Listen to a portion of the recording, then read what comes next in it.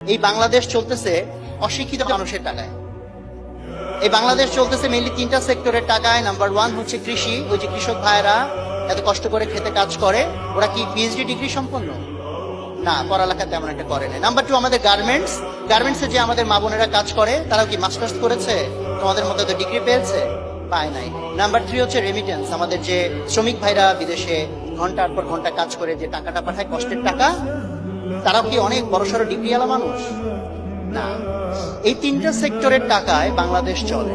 Whereas আমরা যারা শিক্ষিত, আমাদের কন্ট্রিবিউশন কি জানো? আমরা বাংলাদেশকে চ্যাম্পিয়ন বানিয়েছি। আমরা যারা শিক্ষিতরা, ওদের চেয়ে কন্ট্রিবিউশন আমাদের বেশি। চ্যাম্পিয়ন বানিয়েছি বাংলাদেশকে, এবং একবার না, দুইবার না, 5 বার চ্যাম্পিয়ন বানিয়েছি। কোন সেক্টরে জানো তোমরা? দুর্নীতিতে। এটা কাদের অবদান? ওই যে খেতে কৃষক কাজ করে ও করছে দুর্নীতি? গার্মেন্টস এর মেয়েটা করছে? ওই শ্রমিক ভাইটা করছে? করে নাই। কে করেছে? আমরা যারা শিক্ষিত মানুষ, রাইট? সো তাহলে তুমি এই দেশটাকে ডুবাতে পারো, তুমি এই দেশটাকে চাইলে উপরে উঠাতে পারো। বাট দেশকে উপরে উঠাবা, তার জন্য সবার আগে কাকে উপরে উঠাইতে হবে? নিজেকে, তাই না? এমন একটা কথা বলে গেল না, আরেকজনকে বলো বারবার যে ভাই ময়লা পরিষ্কার করো, তার চেয়ে কি সাইলেন্টলি করে দেখাও।